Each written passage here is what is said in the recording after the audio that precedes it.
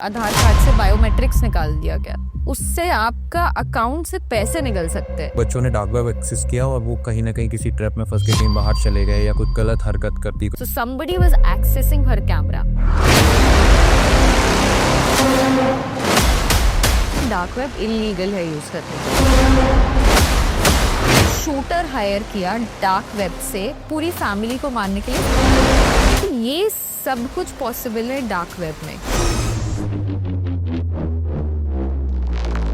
ना पेरेंट्स पहचान पा रहे हैं उस लड़की को, ना लड़की पहचान पा रही है पेरेंट्स को। अखिलेश जी के ऑफिस से फोन जाते थे काफी सारे एमएलए को।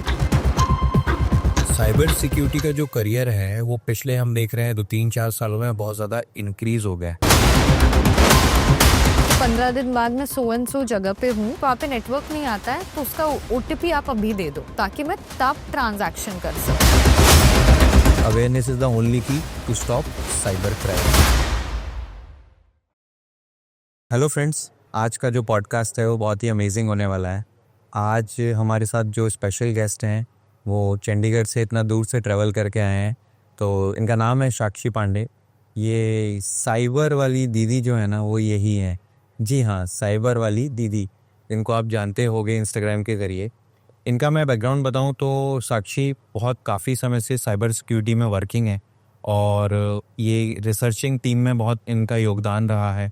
अपार्ट फ्रॉम दिस मतलब मैं मुंह से तो वो चीज़ नहीं रिवील कर सकता, साक्षी खुद ही बताएंगी कि वो क्या करती हैं basically. So thank you Sakshi for your valuable time. आपने इतना समय देके आप यहाँ आए। Thank you very much for inviting. Okay, so सबसे पहले जनता जानना चाहेगी कि एक्चुअली बहुत से लोगों को पता है बट समटाइम्स उनका ये क्वेश्चन रहता है कि जो भी गेस्ट है वो है क्या, उसका एजुकेशनल बैकग्राउंड क्या है, क्या वो साइबर से है या नहीं भी है तो वो इस फील्ड में कैसे एंटर हुआ। उनका ये बड़ा रोमांचिक बातें रहती हैं, तो वो थोड़ा सा बताइए। जी, जब मैंने स्टार्ट किया था, व्हेन आई स्टार्टेड आउट, तो मैंने बीटेक किया था। ठीक है, बीटेक पहले तो सोचा था नॉर्मल सीएससी लेंगे एनआईटी में कहीं करके, फिर सोचा नहीं साइबर सिक्योरिटी बहुत ज़्यादा इंटरेस्टिंग लग रहा है तो साइबर ही लेनी है। बहुत एकदम फितूर सा चढ़ गया था, एक कोई फ्रॉड हो गया था घर पे, तो किसी को पता नहीं चला क्या हो गया। तो फिर मैंने सोचा नहीं लेना तो अब साइबर ही है, क्योंकि पता करना है होता क्या है ये। फिर साइबर लिया, खुद से पढ़ना चालू किया, बेसिक से पूरा पढ़ना चालू किया कि क्या होता है नेटवर्किंग, क्या होता है क्रिप्टोग्राफी, वीएपीटी क्या होता है, डिजिटल फॉरेंसिक्स क्या होता है, किसमें मेरा इंटरेस्ट है, सब कुछ पढ़ा। फिर फाइनली चूज़ किया कि मुझे क्या अच्छा लग रहा है। तो साइबर में एक्चुअली मैं ट्रेनिंग तो हर एक डोमेन में देती हूँ। बात करें इसकी कि कोई कैसे स्टार्ट कर सकता है, क्या डिग्री ज़रूरी है, तो स्टार्ट तो देखो बीसीए वाला बंदा भी कर सकता है, बीएससी वाला बंदा भी कर सकता है, but you need to have relevant skills in your hand. Right, अब स्किल्स क्या क्या है? बेसिक बिल्डिंग ब्लॉक पहले लोगों को करनी ज़रूरी है। बिल्डिंग ब्लॉक क्या होगी? नेटवर्किंग करो। लोग नेटवर्किंग में ये सोचते हैं कि हाँ वीपीएन पता चल गया, टीसीपी आईपी प्रोटोकॉल पता चल गया, हाँ हो गई नेटवर्किंग। नहीं, आपको ये भी समझना पड़ेगा कि एक एक प्रोटोकॉल जो है वो काम कैसे कर रहा है। जब तक ये नहीं समझोगे कि इवोल्यूशन कैसे हुआ तो आज की टेक्नोलॉजी पे भी काम नहीं कर पाओगे। You have to be evolving along with the technology. तो ये सबसे पहली चीज़ है। फिर इसके बाद जब आपने बेसिक कंप्लीट कर लिए, मान लीजिए नेटवर्किंग कर लिया, वीपीएन टनलिंग क्या होती है, ट्रांसपोर्टिंग क्या होती है, सारी बेसिक चीज़ें पता कर ली। हार्डवेयर फायरवॉल को देखो कैसा दिखता है, इंस्टॉल करके देखो। ठीक है, अगर वो पता चल गया, उसके बाद करो थोड़ा सा डिगअप क्रिप्टोग्राफी में कि भाई सिक्योर कैसे करोगे अपना चैनल। तब एल्गोरिदम देखो मैथमेटिक्स में ज़्यादा हमें पढ़ना नहीं है क्योंकि वो तो मशीन ही कर रही है at the end of the day. तो आपको करना ये है कि आपको बेसिक से सब कुछ स्टार्ट करने के लिए बस एल्गोरिदम पढ़नी है कि एल्गोरिदम काम कैसे करती है। उसके बाद क्रिप्टोग्राफी हो गया, क्रिप्टोग्राफी में मूव ऑन करो आप VAPT directly, vulnerability assessment and penetration testing. Vulnerability assessment क्या होता है? वल्नरेबिलिटी असेसमेंट ये होता है कि कोई वीकनेस हो गई किसी सिस्टम में, कोई बग आ गया। बग बेसिकली एक वीकनेस ही होती है। ठीक है, जैसे फिजिकल सिक्योरिटी में आप एक सिक्योरिटी गार्ड खड़ा करते हो टाइप, कोई घुस ना पाए, वैसे ही कंप्यूटर में कोई घुस ना पाए बाहर वाला। तो इसलिए वल्नरेबिलिटी असेस करना एक ऑर्गेनाइजेशन के लिए, एक इंडिविजुअल के लिए बहुत बहुत ज़्यादा इंपॉर्टेंट हो जाता है। तो ये करके देखो, ठीक है, क्या क्या बग्स होते हैं, क्या क्या इंजेक्शंस अटैक होते हैं, क्या क्या पेनिट्रेशन टेस्टिंग हो सकती है, पेनिट्रेट करके देखो एक एक वेबसाइट में। फिर उसके बाद ये सोचो कि मुझे क्या समझ में आ रहा है, स्टार्ट कर दो जॉब करना। कहीं पे भी इंटर्नशिप मिल रही है, पेरेंटशिप मिल रही है, किसी के भी अंडर स्टार्ट कर दो। पैसा मिल रहा है नहीं मिल रहा है डजंट मैटर, ठीक है, स्टार्ट कर दो। स्किल एक्वायर करना पहली मोस्ट इंपॉर्टेंट चीज है।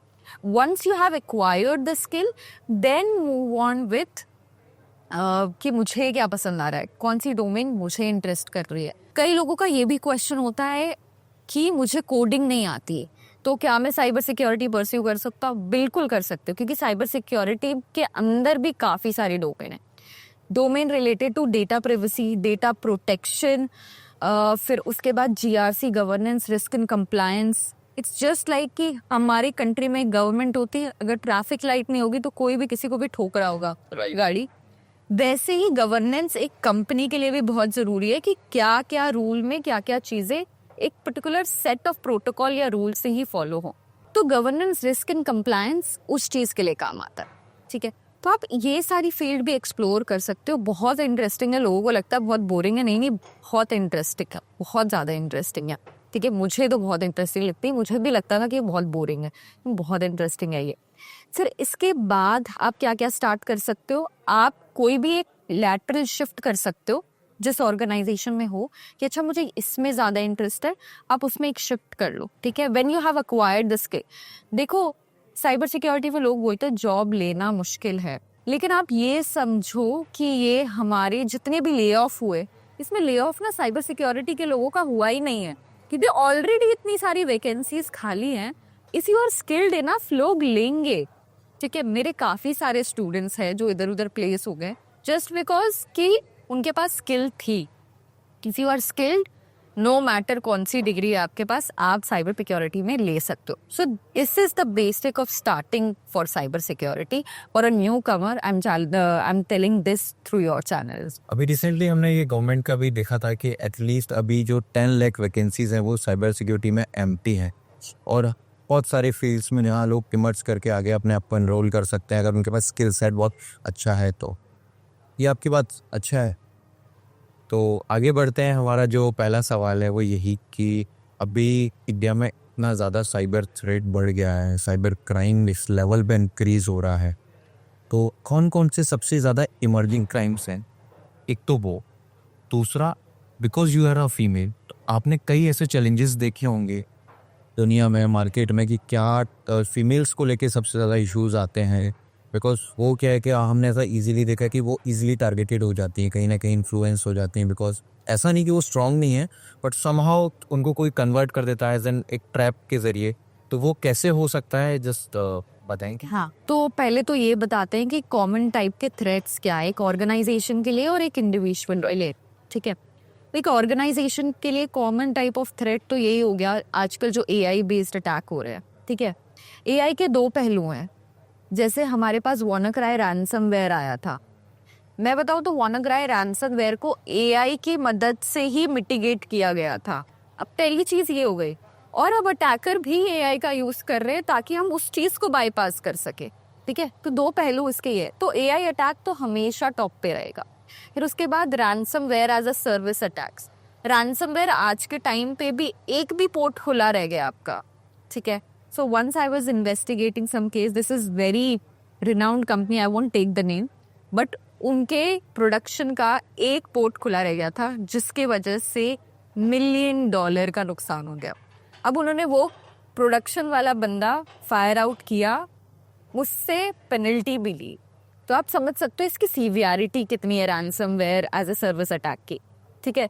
और फिर उसके बाद बात करते हैं डीप फेक अटैक की, जो विमेन से रिलेटेड है, ठीक है। डीप फेक अटैक आपने देखा होगा रश्मिका मंदाना के साथ हुआ, फिर कैटरीना कैफ के। रश्मिका का तो इतना बड़ा हो गया कि उसको खुद को आके उनको ये देना पड़ा, राइट, कि this is not me, right. So deep fake is that serious, ठीक है। आप देख लीजिए डोनाल्ड ट्रंप का deep fake video, Ranveer Allahbadia का अकाउंट हैक हो गया था, तब भी डोनाल्ड ट्रंप का डीप फेक वीडियो आया था। बहुत साल पुराना इलॉन मस्क का वीडियो आ गया था बिटकॉइन का। सो डीप फेक इतना पावरफुल है आज के ज़माने में। सो ये these type of attacks are there जो हमें आगे को देखने भी मिलेंगे, और भी ज़्यादा एआई रिलेटेड अटैक आएंगे।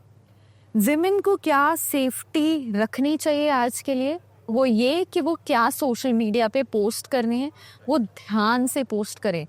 अगर आप कहीं जा भी रहे हो, कहीं घूमने जा रहे हो, मेरे तो एक फ्रेंड के साथ चोरी हो गई घर पे, क्योंकि उसने एट द स्पॉट ये डाल दिया कि मैं गोवा में हूँ। ये क्या चीज हमने देखे हैं भाई। चोरी हो गई घर में, और उसका जो you want it's a laughable thing कि उसका एक फ्रेंड था जिसने चोरी की थी, ठीक है। तो आप सोचो कि कोई भी एनिमी निकल सकता है, ठीक है, किसी को भी पैसे की जरूरत पड़ी, हो गया। तो ये सारी सिचुएशंस अराइज कहीं पे भी हो सकती है, ठीक है। तो वुमेन को, not only women, even men also, they should think about what they are posting on Instagram, what they are posting on LinkedIn. LinkedIn तो चलो एक ऐसा प्लेटफॉर्म हो गया जो बहुत प्रोफेशनल है, फिर भी जितने भी सोशल मीडिया ऐप है, आपको ये बहुत ध्यान में और मद्देनजर रखना पड़ेगा कि आप एक्चुअली अपलोड क्या कर रहे हो, डिटेल क्या दे रहे हो। पर्सनल डिटेल इतनी भी मत दे दो कि आपसे कुछ ज़्यादा ही वो एडवांटेज ले जाए। कभी कभी हम फोटो क्लिक कर देते हैं जहाँ पे डेबिट कार्ड या वीज़ा रखा हुआ है, डेबिट कार्ड की डिटेल्स, क्रेडिट कार्ड की डिटेल्स यूं ही चली गई। क्यों? क्रेडिट कार्ड डिटेल्स में क्या होता है, इंटरनेशनल ट्रांजैक्शन में आपको ओटीपी नहीं आता है, ठीक है, तो आपको समझ में भी नहीं आएगा, ठीक है। इसके लिए क्या करें कि इंटरनेशनल ट्रांजैक्शन का जो लिमिट है उसको कभी इनेबल ही मत करो, डिसेबल करके रखो, ठीक है, तो वो कभी होगा ही नहीं। तो ये प्रिवेंशन मेजर्स हमेशा हमें ध्यान रखने चाहिए, विमेन को तो खासकर, कि हम लोग ज़्यादा, एक माना जाता है कि हम टेक गीक नहीं हैं, तो आजकल लड़कियां काफ़ी सामने आ रही है जो काफ़ी ज़्यादा टेक गीक है, राइट राइट। ठीक है। So from my channel also I try to aware people about this कि आप कैसे कैसे कर सकते हो ये सारी चीज़ें। तो पहली चीज़ तो यही है कि अगेन सोशल मीडिया पे क्या डाल रहे हो, क्या पोस्ट कर रहे हो, वो सब ध्यान में रखो, ठीक है। आप किसको कितनी डिटेल देते हो, मान लो एक ऑर्गेनाइजेशन को भी, हमारी सबसे बड़ी गलती होती है कि हम टीएनसी का भी पढ़ते ही नहीं है, टर्म्स एंड कंडीशन। वो एक स्मॉल छोटा सा लिखा रहता है टीएनसी ऐप, हाँ, वो कितना महत्वपूर्ण है वो जरा बताइए। ठीक है, टीएनसी कितना महत्वपूर्ण है। कभी भी जी मीट, गूगल मीट ज्वाइन की होगी, कभी जूम मीटिंग ज्वाइन की होगी, आपके बगैर परमिशन के वो रिकॉर्डिंग चालू कर देते हैं।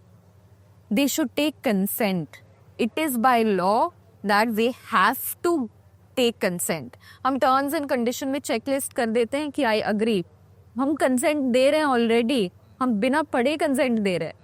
तो टर्म एंड कंडीशन तो पढ़ना बहुत ज़्यादा ज़रूरी है, क्योंकि आपको पता चलेगा कि वो पर्टिकुलर ऑर्गेनाइजेशन किस किस थर्ड पार्टी को आपका डेटा दे रही है और कैसे सेव कर रही है। अगर आप चाहते हो कि आपका डेटा आज डिलीट हो जाए, तो कितने दिन बाद वो डिलीट करेंगे आपका डेटा, ठीक है। क्या क्या प्रोसेसिंग हो सकती है आपके डेटा की। फॉर एग्जाम्पल, हम सारे चैट जीपीटी यूज़ करते हैं और पता नहीं बातें करते हैं बहुत सारे लोग तो चैट जीपीटी से, ठीक है, मुझे ये पोएम लिख दो, मुझे ये कहानी लिख दो, मुझे उसको भेजना है, ठीक है।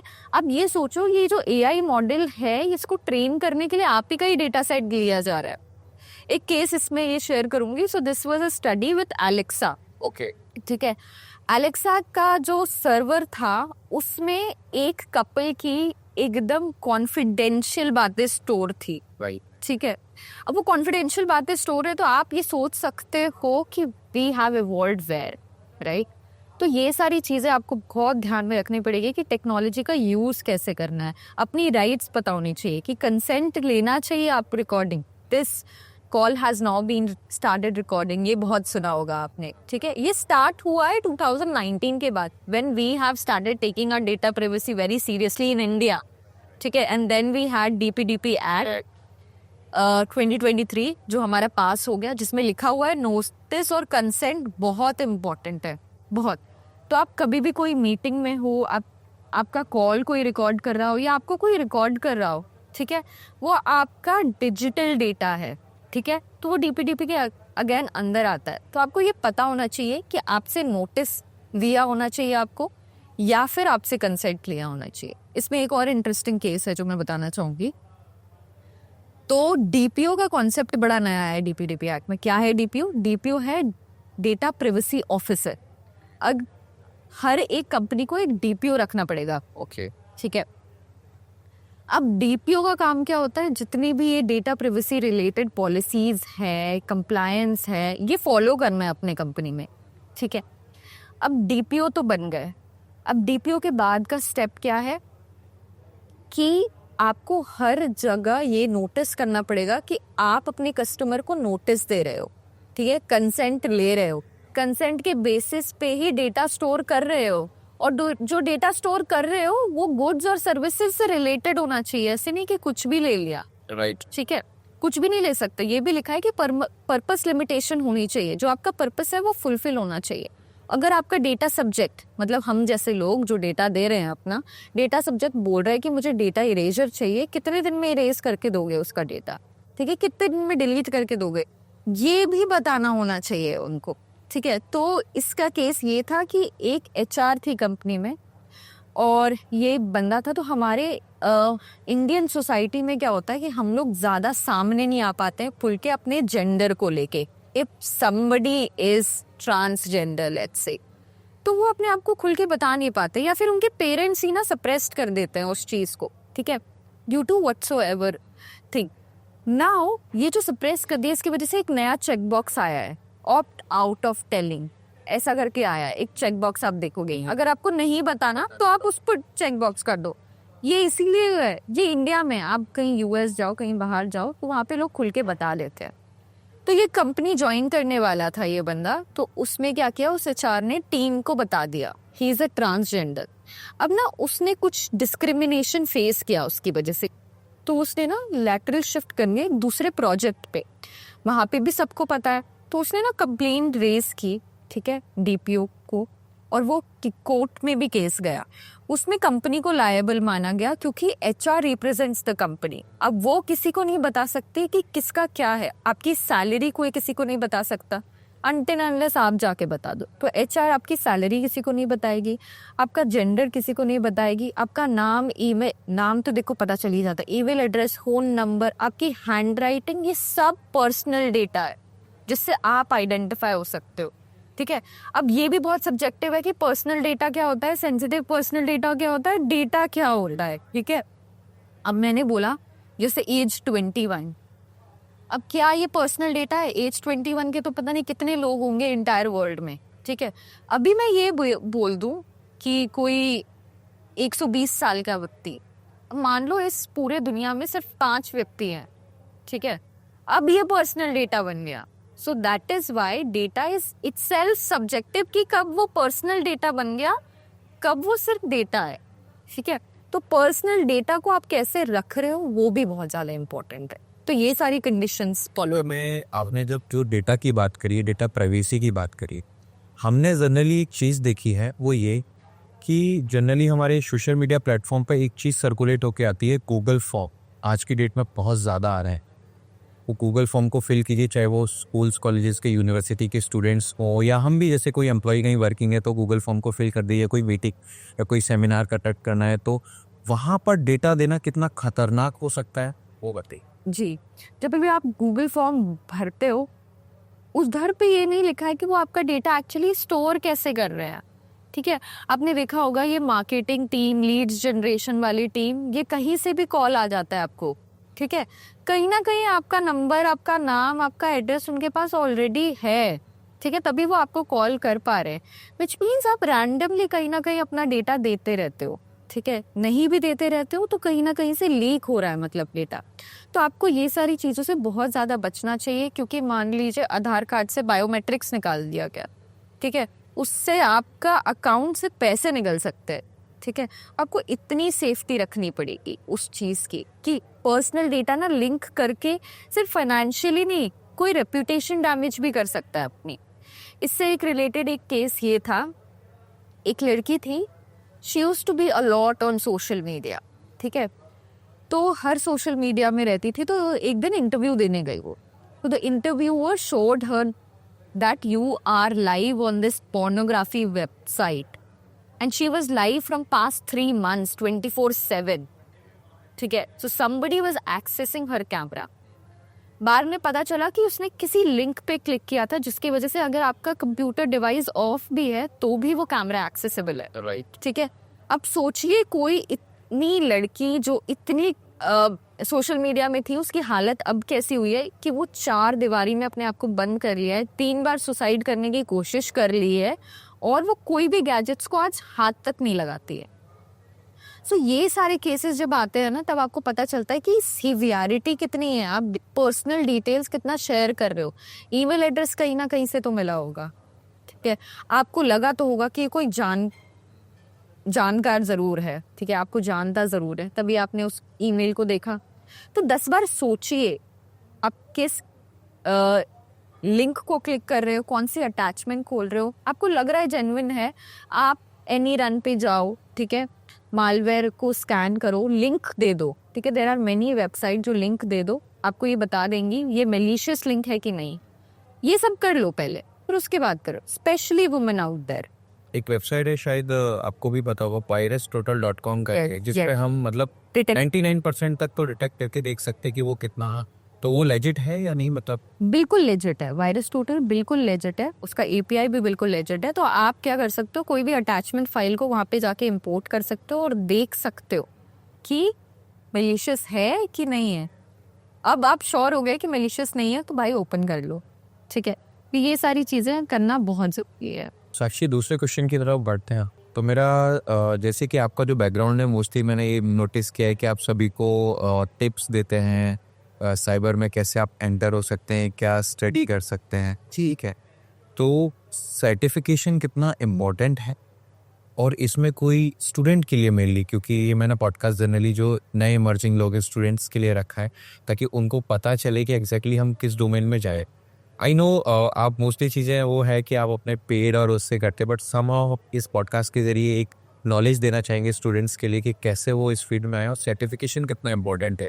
सो जैसे हमने पहले बात की थी कि स्किल बहुत ज़्यादा ज़रूरी है, ठीक है। स्किल अगर आपके पास है और आपने अक्वायर कर ली है, कोई कोई लोग होते हैं जो बहुत डिसिप्लिन होते हैं, ठीक है, उनको मैं रिकमेंड करूँगी यूट्यूब चैनल जाओ, हैकरस्प्लॉइट है, कंप्यूटर नेटवर्किंग है, there are many people who are emerging, ठीक है।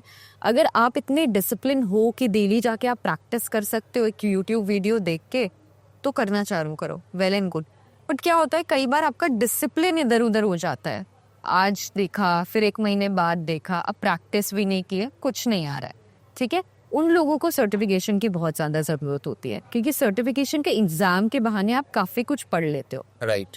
दूसरा पर्सपेक्टिव सर्टिफिकेशन का जॉब के लिए क्या है। जॉब के लिए जब आपके पास कोई एक्सपीरियंस नहीं है ना, तब सर्टिफिकेशन थोड़े से मैटर कर जाते हैं। क्यों? क्योंकि आप सामने वाली पार्टी को ये बता सकते हो कि आई हैव दिस सर्टिफिकेट, मतलब इतना नॉलेज तो है मेरे पास, ठीक है। क्योंकि अभी भी काफ़ी सारे इंटरव्यूअर्स हैं जिनको ये नहीं पता है कि साइबर सिक्योरिटी में क्या क्या चीज़ें आती हैं, ठीक है। तो वो क्वेश्चंस क्या क्या पूछे, तो उनको ये समझ में आ जाएगा कि आपके पास ये सर्टिफिकेशन है तो इतनी नॉलेज तो भाई इसमें होगी, ठीक है। इसके लिए सर्टिफिकेशन काफ़ी ज़्यादा काम आता है। और पहली चीज़ हमेशा ये बोलूँगी, सर्टिफिकेशन से भी ज़्यादा ज़रूरी है स्किल्स आ गए, जो मैंने बिल्डिंग ब्लॉक बोला था, नेटवर्किंग, क्रिप्टो, VAPT, DF, जो भी करना है यहीं से उठा लो, ठीक है। सारे इसके ही तोड़ के सारे डोमेन्स बन जाएंगे। SOC हो गया, IDR हो गया, CIDR हो गया, कुछ भी करना है इसी में से बन जाएंगे, ठीक है। थोड़े टूल्स इधर उधर होंगे, ठीक है, बट बिल्डिंग ब्लॉक स्किल की अच्छी रहेगी ना, तो कहीं से भी काम सीख लो। स्किल एक जगह है, सर्टिफिकेशन एक जगह है। अगर सर्टिफिकेशन का एग्जाम देना चाहते हो, वेल एंड गुड, कुछ सर्टिफिकेशंस हो सकते हैं like CompTIA security plus, network plus, CEH हो गया, ये थोड़े बेसिक लेवल के हैं। थोड़े से अब जाना चाहते हो तो OSCP कर सकते हो, ठीक है। अभी कुछ जो लोग टेक गीक उतने नहीं हैं, जिनको कोडिंग से थोड़ी सी बाउंड्री है, तो वो DPDP एक्ट के सर्टिफिकेशंस ले सकते हैं। DSCI बाय नाउस्कॉम एक बॉडी है, उससे ले सकते हो आप। DCPLA का, लीड ऑडिटर का, या ISO 27001 कर लो, PCI कर लो, PCI प्रोफेशनल कर लो, ठीक है। तो ये पेमेंट कार्ड इंडस्ट्री के लिए होता है। तो इन सबको हमेशा ऑडिटिंग की ज़रूरत पड़ती है, जो भी कंपनी इन सब डोमेन्स में काम कर रही है, हर इक्वल इंटरवल टाइम पे। तो डायनेमिक भी है और पैसा भी काफ़ी है इधर, ठीक है। तो आप ये सब भी कर सकते हो। तो मैंने हर उसमें बता दिया क्या क्या आप कर सकते हो, क्या क्या स्किल्स ले सकते हो, क्या क्या सर्टिफिकेशंस कर सकते हो, और क्या क्या चीज़ें एक्चुअली ज़रूरी है जॉब इंटरव्यू में बैठने से पहले। वो है skill, confidence and communication skill, that's it. बहुत अच्छा। अभी इसी से ही जुड़ता हुआ सवाल है कि ये आपने बताया कि ठीक है, कभी कभी क्या होता है कि कुछ टेक्निकल्स लोग इस चीज़ को समझ पाते हैं। चूँकि अब इतना ज़्यादा क्राइम्स बढ़ रहा है, एआई का नया इंटरव्यूशन आ रहा है दुनिया में, तो हमने कई चीज़ ऐसी नोटिस करी है कि जो नॉन टेक्निकल बैकग्राउंड्स के लोग हैं वो भी साइबर सिक्योरिटी फील्ड में बहुत ज़्यादा इंटरेस्ट दिखा रहे हैं। उनके लिए क्या पॉइंट ऑफ व्यू है कि मतलब आपने मोस्ट ऑफ द कवर किया, बट उनके मैं पॉइंट ऑफ व्यू आपका ये जानना चाहूँगा कि क्या वो ऐसा चीज़ करे कि क्या सच में वो साइबर सिक्योरिटी में एंटर हो सकते हैं? क्या उनके लिए कोई ऐसी 1-2 ब्रांचेस या डोमेन है जहाँ वो ट्रेनिंग पार्ट अपना कर लें या अवेयरनेस सीरीज चला लें, कुछ इस टाइप से है? हाँ बिल्कुल कर सकता है वो लोग। लैटरल शिफ्ट करना है अगेन अपनी ऑर्गेनाइजेशन में। अगर आप ऐसा शिफ्ट करना चाहते हो कि एकदम साइबर में आना है, तो उस चीज़ में क्योंकि आप already you are a working professional executive, तो आप थोड़ा सा इन्वेस्ट करके सर्टिफिकेशन ले लो ताकि आप लैटरल शिफ्ट कर सको। जैसे DCPLA हो गया, डेटा प्रिवेसी रिलेटेड सर्टिफिकेशंस हो गए, NIST हो गया, किप्पा रेगुलेशंस हो गया अगर हेल्थ केयर में हो आप तो, फिर उसके बाद PCIP हो गया। कुछ सर्टिफिकेशंस ऐसे ले लो और GRC की तरफ थोड़े से निकल जाओ, ठीक है। तो ये आपको बहुत हेल्प करेगा। अगर टेक में भी उतने अच्छे नहीं हो तो ये आपको बहुत हेल्प करेगा। This is very dynamic, lucrative and vacancies काफ़ी ज़्यादा है, तो आप इधर शिफ्ट हो सकते हैं। और अगर आपको एकदम कोर हैकिंग में जाना है, एथिकल हैकर बनना है, तो आप अगेन बेसिक लेवल सर्टिफिकेशन करके भी कोई भी जॉब से शिफ्ट हो सकते हो। CEH, मैंने तो कुछ ऐसे लोगों को भी देखा है जो हॉस्पिटैलिटी में काम कर रहे थे, वो अब साइबर में है। होटल इंडस्ट्री से साइबर में आना एकदम उलट पुलट है, लेकिन कुछ लोग ऐसे कर पाए हैं। कुछ मेरे स्टूडेंट्स हैं जो ऐसे लिटरली में कर पाए हैं। तो आप कर सकते हो। अगेन सर्टिफिकेशन कर लो या तो स्किल एक्वायर कर लो और हो जाएगा, ठीक है। अभी हमने 1-2 चीज़ ऐसा भी नोटिस करी है, चूँकि लोग इस फील्ड में इतना ज़्यादा इंटरेस्ट तो दिखाते हैं, तो हर चीज़ का एक एडवांटेज और डिसएडवांटेज होता है। तो एक वर्ड आपने सुना होगा और जनरली आपको उस फील्ड से तो आप बहुत बेटर बता सकते हैं, डार्क वेब। वो कितना खतरनाक हो सकता है, कितना एडवांटेजफुल हो सकता है, वो मुझे बताइए। और खासकर जो नए बिगिनर्स लोग हैं उनको बड़ा इन सब चीज़ों में बोलते हैं ना, थोड़ा सा इधर उधर जाए तो बड़ा इंटरेस्ट आता है ये क्या चीज़ है, नोक जोक करते हैं, ताकाझाकी करने की कोशिश करते हैं। ये कितना खतरनाक हो सकता है। और कई बार हमने ऐसा भी नोटिस किया, ऐसे हमारे पास भी केसेस आए हैं, वो ये कि बच्चों ने डार्क वेब एक्सेस किया और वो कहीं ना कहीं किसी ट्रैप में फंस के कहीं बाहर चले गए या कुछ गलत हरकत कर दी, कुछ ऑप्शंस एक्टिविटीज़ क्रिएट कर दी। वो बताइए कि डार्क वेब क्या चीज़ है और उस पर क्या क्या ऐसा खतरनाक चीज़ें होती है। बहुत लोग को ये लगता है डार्क वेब, पहले तो मैं ये क्लियर करना चाहूँगी कि डार्क वेब इलीगल है यूज़ करने के लिए। बिल्कुल इलीगल नहीं है, लीगल है अगर खुद अच्छे से लीगल तरीके से आप यूज़ करना चाहो। डार्क वेब एक्चुअली हमारे नॉर्मल इंटरनेट से राउट नहीं होता है। इसका पैटर्न अलग है, राउटर्स अलग है, सर्वर्स अलग है, तो आप अलग पैटर्न से उसको राउट कर रहे हो। अब डार्क वेब में क्यों जाते हैं? एनोनिमिटी के लिए लोग जाते हैं। ये आधा सच है आधा गलत है।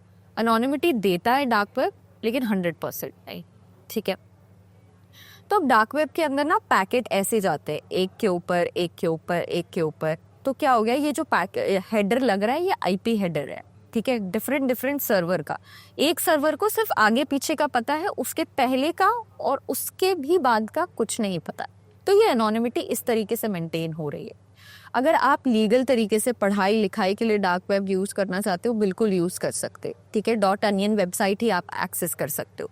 रही बात इलीगल एक्टिविटीज़ की, तो dark web is haven for illegal activities. वहाँ पे इतनी सारी इलीगल एक्टिविटीज़ हो सकती है जो आप इमेजिन जितना कर पाओ उससे भी कहीं ज़्यादा, ठीक है। इतनी illegal activities. So one day ये US का पार्ट है, एक हस्बैंड वाइफ डिवोर्स्ड है, now their ex husband and ex wife. So this ex wife इसका अभी करंट एक पार्टनर है, एंड दिस एक्स हस्बैंड इसके साथ इसके 3 बच्चे थे, ठीक है। अब इन दोनों के जो 3 बच्चे थे, जो एक्स हस्बैंड था, he was very jealous with the partner she was living with, and he wanted कि वो 3 बच्चे उसके साथ रहे, ना कि माँ के साथ। तो उसने क्या किया, एक शूटर हायर किया डार्क वेब से पूरी फैमिली को मारने के लिए, सिर्फ बच्चों को छोड़ने के लिए, ठीक है। उसको एकदम से दिमाग में आया कि क्या मैं ये कर रहा हूँ ये सच है या फिर मेरा वहम है कि मुझे ये करना चाहिए नहीं करना चाहिए। उसका एनालिसिस जब तक होता तब तक तो घटना घट चुकी थी, ठीक है, और इसने हाफ 50% पेमेंट कर दिया था। ठीक है, अब इसमें क्या हुआ, इसमें माँ और पार्टनर तो मरे ही मरे, 3 बच्चे भी चले गए। ठीक है, उस चीज़ में तो आप ये सोचिए ये कितनी बड़ी चीज़ है जो लोग ऐसे ही हवा में कर रहे हैं। तो आप शार्प शूटर हायर करो, किसी को ड्रग देना है, किसी को एसिड अटैक करना है, किसी को बिना डर दिए मारना है, किसी को स्कार पहुंचाना है। ठीक है, ये सारे तरीके से अवेलेबल है डार्क वेब में, आप ये सब कुछ खरीद सकते हो। ठीक है, अब ये यूरोप पे इतना ज़्यादा हो गया था एक टाइम पे ड्रग सेलिंग, सिल्क रूट का नाम सुना होगा आपने। ठीक है, इतना ज़्यादा हो गया था कि FBI हैव टू एंटर, और उन्होंने पूरा एक सर्वर बिठाया, क्योंकि आप ना ऐसे ही सारे बिकॉज ये नॉर्मल इंटरनेट से बिल्कुल अलग है, तो सारे सर्वर के बीच में अगर 50% से ज़्यादा आप सर्वर ओन कर रहे हो तो आपको पता चल जाएगा कि कहाँ से डेटा कहाँ जा रहा है। तो उसको एनालाइज करने के बाद FBI ने रूट कॉज को पकड़ा, जो था एक्चुअली इसके पीछे, उसको पकड़ा। उसके 1 साल बाद ही सिल्क रोड 2.0 आ गया। ठीक है, अब आप ये सोचो ये कितना चल रहा है। ठीक है, इतना मार्केट, अल्फाबे मार्केट है हमारे पास, स्क्रैचिंग मार्केट है, there was this joker also, joker ने एक वेल डिजर्व रिटायरमेंट लिया आफ्टर कलेक्टिंग $1 बिलियन। ठीक है, तो ये सारी चीज़ें डार्क वेब में एक्चुअल में हो रही है। मैं एक और केस बताना चाहूँगी ग्वालियर से, क्योंकि मैं हूँ ग्वालियर में। एक 17 साल का बच्चा अपने घर का रेनोवेशन करा रहा था। ठीक है, तो उसके पड़ोसी ने जाके ना पुलिस में कंप्लेन कर दी कि इसके पास आ कहाँ से रहे में पैसे। ठीक है, अब वो 17 साल का बच्चा था, इंक्वायरी हुई, इंटरव्यू हुआ, उससे पूछा गया कि ये तुम कहाँ से कर रहे हो, कैसे कर रहे हो। अब वो डर गया। ठीक है, तो उसने सब कुछ बताया कि मैं डार्क वेब में क्रेडिट कार्ड डिटेल्स खरीद के शॉपिंग कर रहा था। अब आप बस ये गेस करो कि कितना पैसा उसने शॉपिंग पे लगाया होगा या फिर घर के रिनोवेशन में। इट वाज 1.7 CR सिर्फ क्रेडिट कार्ड डिटेल्स खरीद के शॉपिंग करने के लिए। ठीक है, अब उस क्योंकि 17 साल का बच्चा है, उसे किसी ने बताया ही नहीं कि ये इलीगल है। ठीक है, ये इसको कार्डिंग बोलते हैं, ये वही टर्म्स है क्या? यस, इसको कार्डिंग बोल सकते हैं, क्लोनिंग स्कैम भी बोल सकते हैं। क्योंकि क्या होता है ना, इंटरनेशनल जहाँ पे बाउंड्रीज आ जाती है ना, आपका पकड़ना उतना मुश्किल हो जाता है। अब मान लीजिए मैं यहाँ से US का क्रेडिट कार्ड डिटेल खरीद के कुछ शॉपिंग कर रही हूँ, मुश्किल हो जाएगा मुझे किसी को पकड़ने के लिए। ठीक है, तो इसलिए ये सारे अटैक ना बहुत ज़्यादा होते हैं और आज तक होते हैं। ठीक है, अब जाइए, कुछ वेबसाइट है इंडेक्सिंग, इसमें आपको लिखा है कि अच्छा $100 कार्ड है बैलेंस में तो कितने में सेल होगा, $1000 है इस क्रेडिट कार्ड का बैलेंस तो आप कितने में खरीद सकते हो। ये पूरा है। आपको पासपोर्ट, फेक पासपोर्ट खरीदना है वो भी कर सकते हो आप। Netflix account, PayPal account, UPI सब मिलता है। ठीक है, तो मैं ये बोल रही हूँ जो सोच सकते हो वो सोचो, ये सब होता है। रेड रूम्स बोल के रूम्स होते हैं जहाँ पे बहुत गंदी सेक्सुअल एक्टिविटीज होती है। ठीक है, चाइल्ड पोर्नोग्राफी होती है, तो ये सब कुछ पॉसिबल है डार्क वेब में। ठीक है, that is why we need to know and our children needs to know कि क्या सही तरीका है इसको यूज करने का और क्या चीज इलीगल है इसे यूज करने की। ठीक है, तो पर्टिकुलर अवेयरनेस नहीं है इस चीज के लिए, तभी वो 17 साल का बच्चा शायद ये कर पाया। ठीक है, तो उसकी काउंसलिंग हुई, क्योंकि अब उसके अगेंस्ट कोई चार्ज लगा के बंद नहीं कर सकते, किसी ने कंप्लेन नहीं की है।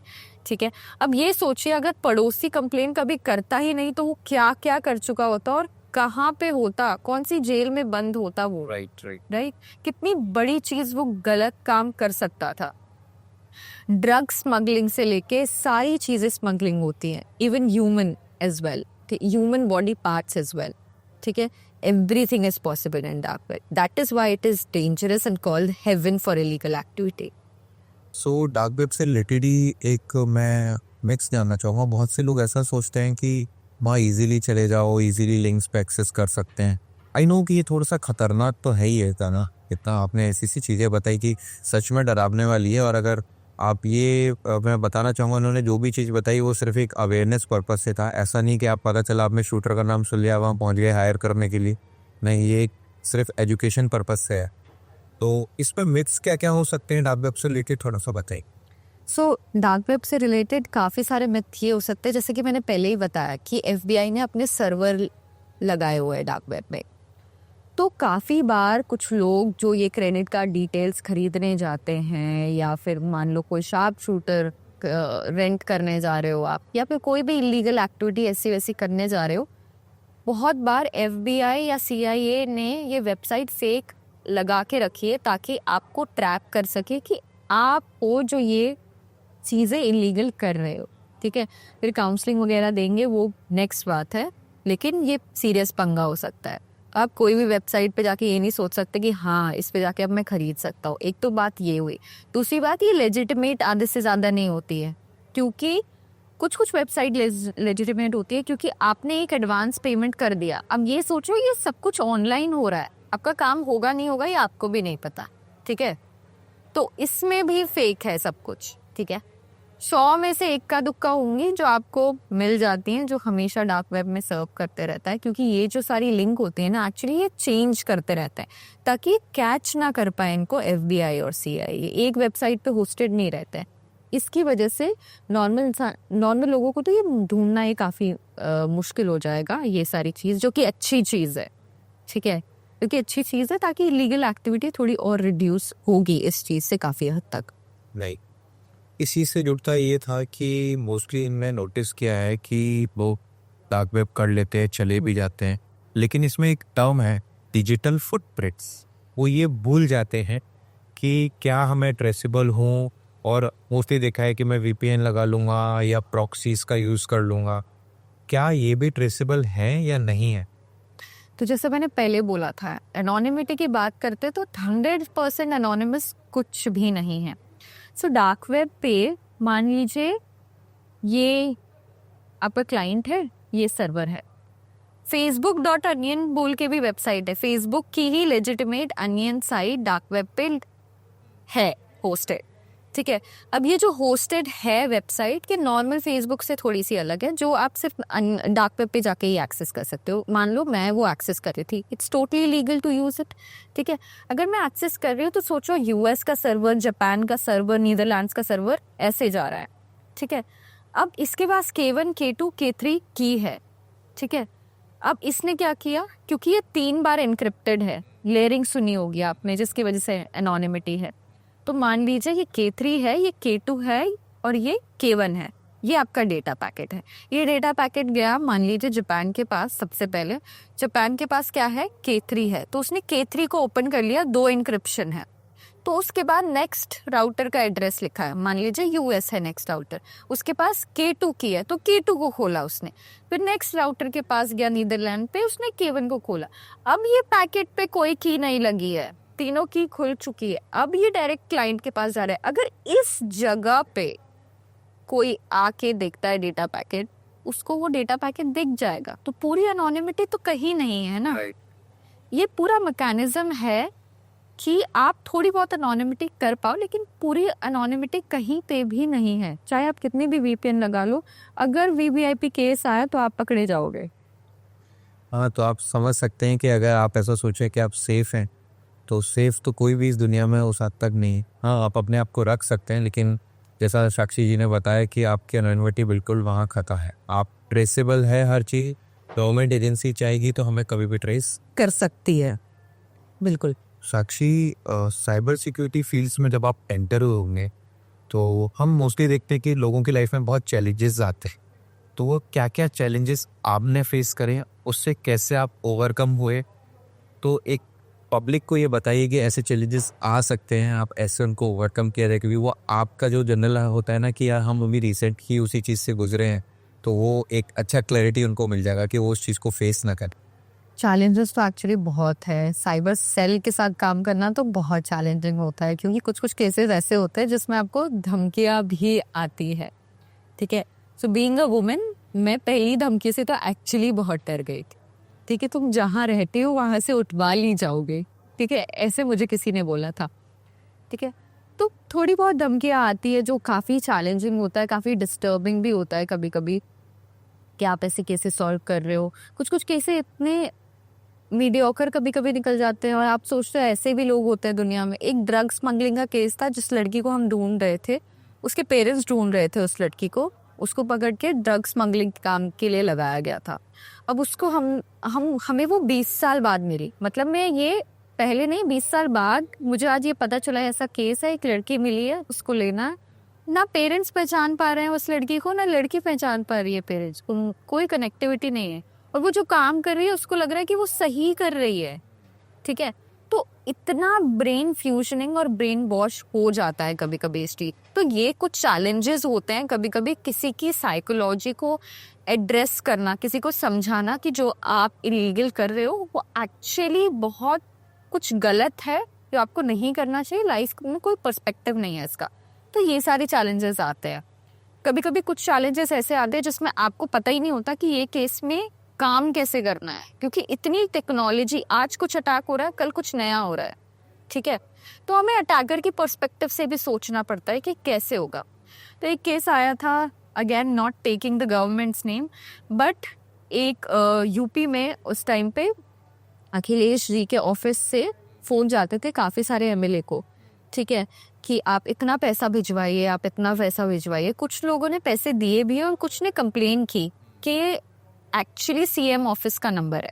जब पता किया गया तो अखिलेश जी ने ऐसा कुछ नहीं बोला था, उनकी वॉइस को बीच बीच से कट करके, ठीक है, जो भी रैलीज में बोलते हैं उसको जॉट डाउन करके लोगों ने ये क्लिप चलाई थी, ठीक है। और वो 5 लेयर ऑफ वीपीएन के अंदर था, तो उसको पकड़ना बड़ा खतरनाक था। तो ये कुछ चैलेंजिंग केस आते रहते हैं। तब तो मैं इंटर्नशिप कर रही थी, तब से स्टार्ट किया था मेरे को ये डीप डाइविंग। तो ये कुछ चैलेंजेस एक्चुअली हमेशा ही आते रहते हैं। कभी किसी केस में ये नहीं समझ में आएगा कि करना क्या है, कभी किसी केस में डेंजरस हो जाती है कई चीज़ें, ठीक है। लेकिन फिर भी आपको अपना कामनेस रख के वो काम तो करना ही है, क्योंकि that is what in you love, right.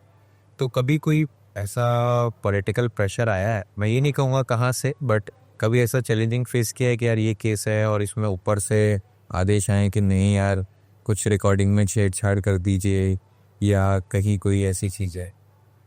छेड़छाड़ कर दीजिएगा तो नहीं आया था, लेकिन ये ज़रूर आया था कि जल्दी से जल्दी केस क्लोज हो जाए। ये केस ऐसा था, he was VVIP, again having big power in politics. Now उसके साथ ना ज़्यादा बड़ा भी नहीं और ज़्यादा छोटा भी नहीं बोलूँगी, कुछ 60,000 का स्कैम हुआ था, ठीक है। अब हमारे पास एक बैंक है, ठीक है। अब वो बैंक इंटरनेशनल बैंक है, ठीक है।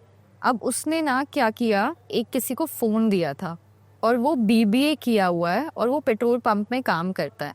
उसने जस्ट 30 सेकंड के लिए पूछा था कि मैं घर पे कॉल कर लूँ क्या। वो पेट्रोल पंप में काम करता था, ठीक है। अब वो डेली जानता है, आता जाता है, तो उसने फ़ोन दे दिया, ठीक है। और उसके 1 हफ्ते बाद कुछ ट्रांजैक्शन हुआ, ठीक है। तो उस पुलिस को तो पहले ये लगा, क्योंकि मैं इंटर्नशिप कर रही थी, हमें तो पहले ये लगा कि ये इंसान झूठ बोल रहा है, ठीक है, कि कैसे हो सकता है, OTP नहीं आया, कुछ नहीं आया, पैसे कहाँ से चले गए, ठीक है। फिर हमने ट्रेस बैक जब सब कुछ किया, उसने बताया हमें कि ऐसे ऐसे कोई लड़का है जिसको फ़ोन दिया था उन्होंने, तब ये पता चला कि एक लूप होल है। अगर आप कभी नेटवर्क में नहीं हो तो आप अपने बैंक अकाउंट में ये कंप्लेन कर सकते हो, या फिर ये फाइल कर सकते हो कि 15 दिन बाद मैं सो एंड सो जगह पे हूँ, तो आप पे नेटवर्क नहीं आता है, तो उसका OTP आप अभी दे दो ताकि मैं तब ट्रांजैक्शन कर सकूँ। तो आप सोचो 15 दिन बाद वो ट्रांजैक्शन ऐसे करता जो OTP आज आया था। तो ये कुछ लूप होल्स हैं जो नए लोग ना निकाल लेते हैं इंडस्ट्री में, जो हमें भी फिर दोबारा पढ़ना पड़ता है, सारे रेगुलेशन, सारे प्रोटोकॉल्स, कि अच्छा ये लूप होल है जिसकी वजह से ये केस हुआ। तो ये भी कुछ चैलेंजेस होते हैं। आपने बहुत अच्छी बात बताई कि अगर हम इन केस यहाँ नहीं है, जैसे गूगल हमें देता है, इन केस जैसे मैं यहाँ नहीं हूँ, बाहर कहीं फॉरेन कंट्री में ट्रैवल कर रहा हूँ, मेरा सिम कार्ड में वो चीज़ एक्टिवेट नहीं है, तो जो गूगल के जो बैकअप कोड से अगर हमें पेल आईडी बाहर ओपन करना है तो कैसे ओपन करेंगे? वो बैकअप कोड के जरिए, इसकी OTP तो आएगा नहीं। तो सेम विद दिस, आपने जो बताया बैंकिंग सेक्टर, इनके साथ भी ऐसा होता है कि हम पहले से OTP ले सकते हैं। जी बिल्कुल, ये तो बहुत खतरनाक फीचर है, मतलब सिक्योरिटी पॉइंट ऑफ व्यू से देखा जाए। हाँ, और आधे से ज़्यादा लोगों को सबसे बड़ी बात ये पता नहीं। साइबर सिक्योरिटी का जो करियर है वो पिछले हम देख रहे हैं 2-3-4 सालों में बहुत ज़्यादा इंक्रीज हो गया है। इन फ्यूचरिस्टिक ये क्या मतलब सिक्योरिटी पॉइंट से इंक्रीज होना है, कि इसमें क्या नए नए चैलेंजेस आ सकते हैं, और लाइक न्यू कमर्स के लिए, या जैसे मुझे ही एक साइबर फील्ड में एंट्रेंस लेनी है, तो क्या क्या चैलेंजेस मैं फेस कर सकता हूँ, मुझे क्या पहले से प्रिपरेशन रखनी है, वो ज़रा बताइए। तो इसमें थोड़ा सा पीछे जाते हैं हम लोग, फिर समझते हैं कि साइबर का फ्यूचर क्या है। तो बिफोर पैंडेमिक ना आपने इतना ये डेटा साइंटिस्ट, डेटा एनालिस्ट बोल के कभी सुना नहीं होगा कोई लोग में। बिकॉज क्या होता था कि कंपनीज खुद ही अपने एम्प्लॉयज़ को ये काम दे देती थी। एक्सेल का काम है, डेटा जनरेशन का काम है, एनालिटिक्स काम है, तो ये काम खुद ही एम्प्लॉयज़ कर रहे थे। फिर उसके बाद इनको समझ में आया कि अरे भाई डेटा यहाँ से यहाँ इंक्रीज हो गया है, ठीक है, अब डेटा इतना जल्दी इंक्रीज हो गया तो we have to have certain positions and domains in our organization so that somebody should tackle it. तो ये सारी चीज़ें आ गई। अब डेटा इतना बढ़ गया है तो सिक्योरिटी कितनी डेंजरस हो गई थी। उसके बाद समझ में आया अरे भाई साइबर सिक्योरिटी प्रोफेशनल को तो और इंक्रीज करना पड़ेगा। पहले सिक्योरिटी भी इंटरनल हैंडल होती थी, अभी देखो सिक्योरिटी जो टीम है ना उसके साथ कोई छेड़छाड़ नहीं कर रहा होगा। जितना पैसा कोई मांगे उतना पैसा देने के लिए तैयार है। फॉर एग्जाम्पल मेटा को देख लो, राइट, फॉर एग्जाम्पल गूगल को देख लो, उनकी काफ़ी हाई एंड सिक्योरिटी टीम, ठीक है। तो ये बहुत मैटर करता है। अब फ्यूचर में देखो एआई आ गया है हमारे पास, अब सब कुछ एक दिन ऑटोमेट हो गया तो सर्विस ही प्रोवाइड कर पाएंगे वो, लेकिन फिर भी उसमें साइबर सिक्योरिटी तब भी बूम करता ही रहेगा क्योंकि सर्विसेज चलती हैं, ठीक है। एआई ग्रो कर रहा है तो उतनी तेजी से साइबर ग्रो करेगा क्योंकि स्कैन्स मान लीजिए, डीप फेक अटैक मान लीजिए, साइबर अटैक्स मान लीजिए जो एआई का यूज़ करके हो रहे हैं वो इंक्रीज हो जाएंगे। तो साइबर सिक्योरिटी तो इंक्रीज होनी ही है, डायनेमिकली बढ़नी है क्योंकि डेटा इंक्रीज इतना हो रहा है, ठीक है।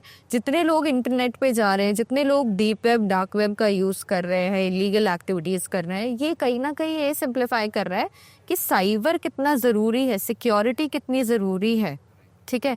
साइबर सिक्योरिटी भी बहुत ज़रूरी है और मेरा मानना ये भी है कि डिजिटल फॉरेंसिक्स भी बहुत ज़रूरी है क्योंकि मान लीजिए सिक्योरिटी सारी मैंने अपने ऑर्गेनाइजेशन में प्रोवाइड कर ली, फिर भी कुछ नया चीज़ आया जिसकी वजह से ज़ीरो डे अटैक की वजह से कुछ अटैक हो गया, डेटा लीक हो गया, डेटा थेफ्ट हो गया मेरी कंपनी का। अब क्या, अब आपको एक्शन लेना है तो फॉरेंसिक्स करोगे ना कि कैसे हुआ, किस लिए हुआ, तो डिजिटल फॉरेंसिक्स भी उतना ही इम्पोर्टेंट है, ठीक है। तो आपकी सोचिए साइबर का डोमेन ही बहुत एक्सपैंड हो सकता है आगे जाके और बहुत डायनेमिक और आई कैन से लुक्रेटिव भी है। जो लोग पैसों के हिसाब से सोचना चाहते हैं बहुत लुक्रेटिव भी है। साइबर सिक्योरिटी में हम बहुत कुछ सोच रहे हैं, डेटा, ये वो बहुत सारी ऐसी चीज़ें आ रही हैं, लेकिन मैं एक चीज़, मेरा ऐसा पॉइंट ऑफ व्यू है, अवेयरनेस कितना ज़रूरी है, मैं ये आपके ज़रिए जानना चाहता हूँ कि समाज में, क्योंकि एक हमने टर्म सुना है ना कि वो क्या बोलते हैं उसको कि awareness is the only key to stop cyber crime या साइबर थ्रेट्स जो आग मार्केट में आ रहे हैं। वो ज़रा बताइए कि कितना अवेयरनेस इम्पॉर्टेंट है, एक जो एक गांव का व्यक्ति है जो बिल्कुल पढ़ा लिखा नहीं है उसके पॉइंट ऑफ व्यू से, एक सच में पढ़ा लिखा है लेकिन उसके साथ इतने सारे स्कैम्स हो जाते हैं, जैसे आपने देखा हो आज की डेट में इन्वेस्टमेंट फ्रॉड कितना बढ़, सेम हूबहू डुप्लीकेट फिशिंग साइट्स हैं, एप्लीकेशन एपी के हैं, बैंक्स के डेवलप कर लिए, एचडीएफसी के या आईसीआईसी के, इन बैंक्स के हूबहू फिशिंग साइट्स बना ली जहाँ पे लोग लगता है कि वो स्टॉक मार्केट में इन्वेस्ट कर रहे हैं लेकिन उनके अलग ही वॉलेट्स होते हैं। तो ये जरा बताइए ये क्या चीज़ है, इसमें बहुत लोग फंस रहे हैं क्रिप्टोग्राफी के नाम पर, बिटकॉइन के नाम पर। करेक्ट। तो होता क्या है ना, लोग ट्रेडिंग में बहुत ज़्यादा विश्वास रखने लगते हैं। ट्रेडिंग में देखिए बहुत कम लोग हैं जो कि बहुत अच्छा कर पा रहे हैं, मैं बोलूँगी जो कि बहुत एडवांटेज ले पा रहे हैं थोड़ा बहुत, वो 0.02% लोग हैं, ठीक है। बाकी तो जाएगा ही आपका पैसा। अब आपने स्टडी की हुई है ट्रेडिंग की या फिर बिटकॉइन की या क्रिप्टो करेंसी की, वो बात अलग है। बहुत लोग ना आपके सोशल मीडिया को हैक करके कुछ ना कुछ पोस्ट कर रहे हैं आजकल, ठीक है। ये दिखाना चाह रहे हैं कि आपको कितना मुनाफा हुआ है, ठीक है, और किसी और को इन्फ्लुएंस करेंगे। तो ये सब चीज़ में बिल्कुल मत पड़िए। ये chit fund, Lakshmi chit fund कुछ नहीं होता है आज के ज़माने में, 21 दिन में पैसा डबल कुछ नहीं होता है। आराम से कमाइए, अपना अच्छा सफ़ेद पैसा कमाइए, ठीक है, जो भी करना पड़ जाए अच्छे से कमाइए। बट ये at the end of the day आपको ये दिमाग में रखना पड़ेगा कि अवेयरनेस इसलिए भी ज़रूरी है, नॉट जस्ट फाइनेंशियल, बट आपकी रेपुटेशन को कितना डैमेज हो सकता है। For example e loan scam आ रहे हैं आजकल बहुत ज्यादा बहुत ज़्यादा आ रहे हैं। और इसमें लोग ना इसलिए फंस जाते हैं क्योंकि उनका सिबिल स्कोर अच्छा नहीं है। ठीक है, सिबिल स्कोर ये होता है कि आपके पास क्रेडिट कार्ड नहीं, आपने कभी लोन नहीं लिया, उसकी वजह से भी सिबिल स्कोर बहुत ख़राब हो जाता है। इसकी वजह से भी हो जाता है आप लोन दे नहीं पा रहे हो। राइट। ठीक है, तो फिर क्या करते हैं वो लोग, मूव करते हैं ये कोई एप्लीकेशन में जो ज़्यादा वेरीफाई नहीं करती और आपको लोन दे देती है। आप ये सोचिए, पैसा तो आजकल किसी के लिए भी आम बात नहीं है। आपको जब कोई बिना वेरीफाई करे पैसा दे सकता है तो कुछ ना कुछ तो है इसके पीछे। ठीक है, अब ये क्या करते हैं, आपको ट्रिगर करते हैं बार बार कि आपने इंटरेस्ट के साथ भले ही पैसा वापस दे दिया हो। ये आपकी कॉन्टैक्ट हिस्ट्री पहले ही ले चुके होते हैं, आपकी गैलरी फाइल फोल्डर का एक्सेस पहले ही ले चुके होते हैं, मतलब आपका डेटा उनके पास पहले से ही है। अब उसका मैनिपुलेट करके आपके साथ किसी और की इमेज, आपके बच्चों की इमेज ले ली, आपके कॉन्टैक्ट्स को कुछ अजीब और गरीब मैसेजेस भेज दिए। इसका कोई इलाज नहीं है। ठीक है, अनटिल अनलेस आपको ये पता हो कि ये नहीं करना है। क्या क्या प्रोटेक्शन स्टेप और प्रिवेंशन स्टेप आप ले सकते हो। आप जाओ, हर एक वेबसाइट और हर एक एप्लीकेशन का रिव्यू चेक करो। ठीक है, कि लोगों ने क्या क्या रिव्यू दिया है। रेडिट पे चेक करो, फ्योरा पे चेक करो, ये आपको पता चलेगा कि रिव्यू क्या है। रिव्यू पढ़ने के बाद ही ये सारी लोन ऐप पे विश्वास करो। लेकिन आधे से ज़्यादा ई लोन ऐप तो एकदम ही यू कैन से वेरिफिकेशन नहीं कर रहे हैं, तो उसमें ये फ्रॉड चल ही रहा है। ठीक है, तभी हमने चाइनीज़ ऐप इतने ज़्यादा बैन किए थे। ठीक है, उसमें से कुछ ऐप्स ई लोन स्कैम से भी रिलेटेड थे। तो ट्रेडिंग स्कैम है, ई लोन स्कैम है, बहुत टाइप के स्कैम है। अगर आपको ये सोचना ईजिली कहीं से पैसा मिल रहा है ना, you have to dig more about it. मतलब हमें हर बार अपने माइंड से क्वेश्चन करना चाहिए कि कोई इजी तरीके से चीज़ आ रही है, इट मीन्स कहीं ना कहीं कुछ बैकएंड टीम पे, या चाहे वो फ्रॉडस्टर हो या स्कैमर हो, कहीं ना कहीं कुछ हमारे साथ फ्रॉड करने वाला है। हाँ, और इसीलिए अवेयरनेस बहुत ज़्यादा ज़रूरी है। अगेन, अवेयरनेस बहुत ज़्यादा ज़रूरी है। अवेयरनेस तभी होगी जब आप न्यूज़ आर्टिकल पढ़ोगे। ठीक है, डेली डेली क्या अटैक हो रहे हैं आसपास में, वो आर्टिकल पढ़ोगे। ठीक है, अभी क्या हुआ था, दिस वाज जीएसटी वेबसाइट, नहीं, ई चालान स्कैम हो रहा था। राइट। अब ये ई चालान स्कैम तो एक चीज़ है कि लोग गलत फिशिंग वेबसाइट पे जाके चालान भरते रहे।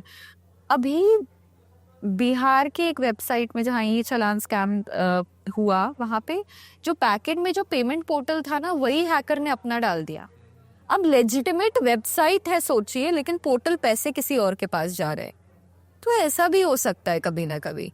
इसीलिए पढ़िए क्या क्या हो रहा है। ठीक है, पढ़िए क्या क्या हो रहा है आपके आसपास। थोड़ा थोड़ा सोशल अवेयरनेस रखिए, किसके साथ क्या हुआ है। ठीक है, और सोशली अपने आप को थोड़ा सा अवेयर करिए। ठीक है, और हमेशा अपने आप को फोरफ्रंट पे रखिए कि कभी भी कोई एक्साइटमेंट और ओवरवेलमिंग न्यूज़ है तो एकदम से कुछ नहीं हो रहा है पैसों को देख के, वो ज़रूर से ज़रूर सोशल इंजीनियरिंग अटैक हो सकता है, जो आपके दिमाग को कोई इन्फ्यूज़ कर रहा है किसी की चीज़ से और आपसे डिटेल्स निकलवाना चाहता है। सो इसीलिए अवेयरनेस बहुत ज़्यादा ज़रूरी है। और क्या क्या मेथड्स है वो भी बताती है मैंने आपको। क्योंकि इसमें आपने जैसे बताया कि फेक न्यूज़, जैसे आपने बताया कि अवेयरनेस नीड है, तो फेक न्यूज़ आजकल बहुत सर्कुलेट हो जाते हैं, राइट। तो इसका एक वेबसाइट मैंने सुना था, PIB फैक्ट चेक करके, जो प्रेस ब्यूरो ऑफ इंफॉर्मेशन का इस तरीके का है। तो ये लेजिट है आई थिंक, बिकॉज ये गवर्नमेंट की साइट है, तो इस पर चेक करना, इंफॉर्मेशन वेरीफाई करना कितना सही है। वेरिफिकेशन आप कर सकते हो इन्फॉर्मेशन की। ठीक है, कि क्या क्या एक तो ये भी केस आया था कि बायोमेट्रिक्स भी गवर्नमेंट वेबसाइट से चोरी हो जा रहे हैं। ठीक है, आधार कार्ड, लैंड की जो पोर्टल है वहाँ से चोरी हो जा रहे हैं, प्रॉपर्टी पोर्टल से चोरी हो जा रहे हैं। आपको बायोमेट्रिक्स भी लॉक करके रखना चाहिए आपका आधार का। ठीक है, तो आप जब तक ये अवेयरनेस आपको पता होगा ना कहीं पढ़ोगे, कहीं ना कहीं देखोगे। ठीक है, कि ये बंद करके रखो, डिसेबल करके रखो कि आपका बायोमेट्रिक्स कोई एक्सेस ना कर पाए। वेरीफाई भी कर सकते हो आप ये चीज़ को। तो गवर्नमेंट ने इनिशियली काफ़ी सारे पोर्टल दिए हुए हैं आपको ये समझने के लिए। ठीक है, at the end of the day मैं यही बोलूँगी कि a lot of scams happen जिसमें आपका फाइनेंशियल डेटा जाएगा, लेकिन ये ज़रूर है कि आपका पैसा पूरा का पूरा तो वापस नहीं आएगा। ठीक है, तो आपको ये बहुत अपने आप को सावधान करके रखना पड़ेगा, क्योंकि एक बार वो पैसा चला गया ना, फिर ट्रेस करना बहुत मुश्किल है। बहुत मुश्किल है। आज का जो आपकी बात सच है, मैंने हमारे पास भी ऐसे कुछ केसेस हैं, उन्होंने नोटिस किया कि layer to layer 5 to 10 bank account पर ट्रांसफर हो जाता है। यस, और समाओ इसमें मैं थोड़ा सा मतलब हमारे गवर्नमेंट तो अभी इतना एक्टिव है इन सब चीज़ों पे, कहीं ना कहीं बैकएंड पे कभी कभी ऐसा देखा गया है कुछ बैंक्स ही इन्वॉल्व हो जाती हैं इन सब चीज़ों में। कोई बैंक्स तो डायरेक्ट नहीं होती, जो एम्प्लॉयज़ हैं वो भी इन सब चीज़ों में, गलत चीज़ों में इन्वॉल्व इसने समहाउ। इसमें एक छोटा सा केस बताना चाहूँगा आपको अभी, कि मेरे पास रिसेंटली 15 डेज़ पहले एक कॉल आया इन समवन नोज कि he is from cyber security field. तो मेरे को बोलते हैं कि सर मुझे कुछ काम कराना है, कुछ ऑडिट वगैरह। मैंने कहा ठीक है बताइए। तो व्हाट ही सेड इज़ कि आपको मतलब हमारी बैंकिंग साइट्स है, वहाँ से कुछ OTPs वगैरह हैं वो बताना पड़ेगा। तो मैं समझ गया कि कुछ स्कैमिंग की बात करना चाह रहा है। तो मैं भी उसको एक एज एन उसको आश्वासन ये दे रहा था कि हाँ भाई ठीक है मैं करके दे दूँगा, मुझे बताओ क्या कर। तो बोलता है कि मैंने कहा मुझे कितना पैसा मिलेगा, कि जो आपकी डिमांड होगी आपको उतना पैसा दिया जाएगा ना। ठीक है, मैंने कहा लेकिन मेरा चार्ज बहुत हाई है, आप क्या दे पाएंगे? बोला हाँ बिल्कुल दे पाएंगे। तो बोला कि कितना चार्ज है? मैंने कहा मेरा 5 लाख पर डे का चार्ज है, मैं करता हूँ। कि ठीक है वो कोई बात नहीं है, वो हम आपको। तो मेरे को अनुमान आया कि यार 5 लाख रुपए एक बहुत बड़ी रकम होती है। हम एक कहीं वर्क करते हैं, जॉब करते हैं, गवर्नमेंट एम्प्लॉय है, वो सैलरी ले रहा है तो उसकी 1 लाख आ रही है, 1.5 लाख आ रही है, 70,000। बड़ी 30 दिन की मेहनत, सुबह 8 से शाम को 4 या evening shift, day night shift करके कमाते हैं। ये सिर्फ मैंने इसको बोल दिया और उसी बेसिस पे एट मीन्स ये कुछ ना कुछ स्कैम तो जरूर करा है। तो मैंने पीछे उस पर इन्वेस्टिगेशन करना शुरू किया, इसको बातों में फंसाना शुरू किया इस सोशल इंजीनियरिंग टेक्निक के जरिए कि कैसे भी मुझे बताए कि क्या करने वाला। And what he said is at last में कि अब मैं आपकी टिकट्स बुक करा देता हूँ, फ्लाइट्स की, होटल बुक करता हूँ, बताइए आपको कहाँ रुकना है, और आपको कुछ नहीं बस 2-3 OTPs मुझे बाईपास करके देने हैं बैंक से। मैंने बोला भाई ये तो बड़ा तगड़ा है, मतलब सीन है कि OTP बाईपास का बोला है। मैंने फिर भी बोला, मैंने कहा ठीक है हो जाएगा, आप बताइए कैसे क्या ट्रांसफर, कि मैं ये देखना चाहता था कि क्या पेमेंट गेटवे मुझे भेज रहा है, कहाँ पैसा जाएगा, किसके पास जा सकता है। तो कहीं ना कहीं ऐसा होता है जब हम कुछ इतने प्रोफेशनल हैं, थोड़ा बहुत कभी हमसे भी गलतियाँ हो जाती हैं, तो कुछ 1-2 ऐसे टर्म मैंने यूज़ करे, उसको शक हो गया होगा कि यार ये कोई प्रोफेशनल बंदा लग रहा है, इतनी इतनी बातें कर रहा है, इतनी ये मुझे कहीं फंसाने की कोशिश तो नहीं कर रहा, या वो चेक करना चाह रहा हूँ समहाउ। तो उसको मतलब फिर हल्का फुल्का डाउट हुआ तो वो बैकआउट हुआ। लेकिन पीछे से जो उसका फ़ोन नंबर था, किससे बात कर रहा था, कैसे क्या था, एक बैकएंड टीम से जब पता किया और पता चला कि वो 56,000 करोड़ का स्कैम करने वाला था दिल्ली। चूँकि वो इतना बड़ा स्कैम था, जहाँ मैं नाम नहीं लेना चाहूँगा, अगेन वही वाली चीज़ है कि कोई बड़े लोगों का किसी का हाथ था उसके पीछे, तभी वो ये सब स्कैम्स कर पा रहे थे। क्योंकि देखिए स्कैम होने के 2-3 रीज़न है। सबसे पहला एक कि इसमें जो टेलीकॉम ऑपरेटर हैं, सिम कार्ड का यूज़र है, इट मीन्स वो भी इन्वॉल्व है। म्यूल बैंक अकाउंट्स मैंने आपका लिया या किसी थर्ड पार्टी या किसी गरीब इंसान का भी लिया, तो वो भी तो इन्वॉल्व हुआ है। तो ये सब चीज़ पे हमें ओवरकम करना है। तो ये मेरे लिए बड़ा चैलेंजिंग टास्क था कि यार ये कैसे, और समहाउ देखा कि बाद में 2-3 दिन बाद ऐसी खबर आई कि उन स्कैमर्स को पकड़ लिया किसी और फ्रॉड। बहुत अच्छी चीज़ हुई है क्योंकि अभी काफ़ी टाइम से डीप फेक देख रहे होगे आप। जो पुलिस है आपको बोल रहा है कि आपको वीडियो कॉल से भी इधर उधर हिलना नहीं है। ऐसी कौन सी इंटेरोगेशन हो रही है जो वीडियो कॉल से भी हिलने से खराब हो सकती है? तो ये आपको समझ में आ जाएगा उनके बात करने के वजह से, क्योंकि कुछ लोगों को सच में ये सब नहीं पता। बट यही रही बात गांव के लोगों को जिनको अवेयरनेस नहीं है, तो उनको अवेयरनेस देना बहुत ज़रूरी है। ठीक है, उन तक अवेयरनेस पहुंचाना बहुत ज़रूरी है और फ्री ऑफ कॉस्ट। ठीक है, तो आप ये देखेंगे व्हाट्सएप पे कुछ चैनल है, जैसे साइबर दोस्त है गवर्नमेंट के साइड से, वो लोग कुछ कुछ वैसे वीडियोस और कुछ कुछ लिख के पोस्ट करते रहते हैं। ठीक है, वो हिंदी में भी है और इंग्लिश में भी है, प्लेन लैंग्वेज में है, तो आप अंडरस्टैंड कर सकते हो। तो ये सारी चीज़ों का एक्सेस इन लोग को जब तक मिल जाएगा ना, ये इनके लिए बहुत हेल्पफुल रहेगा अवेयरनेस क्रिएट करने के लिए। आजकल एक बहुत बड़ा स्कैम चल रहा है जिसको बोलते हैं डिजिटल अरेस्ट। इस तरीके की कोई चीज होती भी है या मतलब ऐसे, क्योंकि पीएमओ ने भी अभी मन की बात में इसके ऊपर बहुत चर्चा की हुई है, ये बताइए जरा। क्योंकि ये कहना कि हम लोग तो एक बार को समझ लेंगे, लेकिन कोई सच में कोई हार्डकोर गांव का व्यक्ति है, उसको पता ही नहीं है कि डिजिटल अरेस्ट में भी deep fake, AI voice cloning का यूज हो रहा है, वो जरा बताइए क्या। डिजिटल अरेस्ट बिल्कुल फेक है। ऐसा कुछ नहीं होता है कि डिजिटली आपको अरेस्ट कर लिया जाएगा, आप अपने ही घर में अरेस्ट हो चुके हैं, ऐसा कुछ नहीं होता है। ठीक है, तो इसमें जनरली क्या होता है, आपको एक पुलिस ऑफिशियल बन के कोई कॉल करेगा। ठीक है, आपको ये बोलेगा कि आपकी कस्टम ड्यूटी है, आप यहाँ से वहाँ कुछ पहुँचा रहे थे, आपका पैकेज मेरे पास है, इसमें ड्रग्स था। ठीक है, अब आपको लगेगा मैंने तो कोई ऐसा पैकेज भिजवाया ही नहीं, लेकिन आपको वो इतना ओवरवेलम कर देंगे उस सिचुएशन में कि आपको कुछ समझ ही नहीं आएगा। ठीक है, बोलेंगे कि आपका अरेस्ट हो रहा है, ये हो रहा है, वो हो रहा है, आप कैमरे के पास ही बैठे रहिए, जो क्वेश्चन मैं पूछ रहा हूँ उसका जवाब देते रहिए। उसमें क्या हो जाएगा कि कहीं ना कहीं वो आपका अटेंशन ले लेगा और उसमें आप फिर से फ्रॉडुलेंट केसेस में और स्कैम्स में फंस जाओगे, जहाँ पे आप पैसा ट्रांसफर कर दोगे। ऐसा कुछ नहीं होता है गाइस, स्कैम है ये बिल्कुल। डिजिटल अरेस्ट बोल के कोई चीज़ भी नहीं होती है।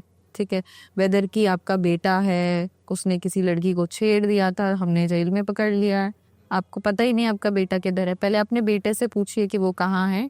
ये सारी चीज़ों में रिएक्ट करने से पहले कई बार वो आपकी लोकेशन भी ट्रेस कर लेते हैं।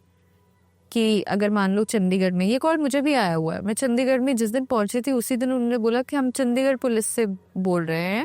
वो मेरी मम्मा को कॉल किया कि हम चंडीगढ़ पुलिस से बोल रहे हैं, आपकी बेटी ने सो एंड सो क्राइम किया है, हमने उसको पकड़ लिया है। अब आपके पेरेंट्स सोचेंगे हाँ मेरी बेटी तो चंडीगढ़ में है, आज ही पहुंची, कहीं हड़बड़ाहट में वो कुछ ना कर दे।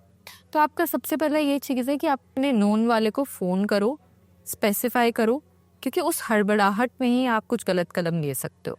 ठीक है, तो कभी भी हड़बड़ाहट, ओवरवेलमिंग सिचुएशन, सरप्राइजिंग सिचुएशन, इसमें गलत काम होता है। तो ज़्यादातर अटैक सोशल इंजीनियरिंग के होते हैं इंडिविजुअल पे। ठीक है, तो इससे हम लोग बच सकते हैं।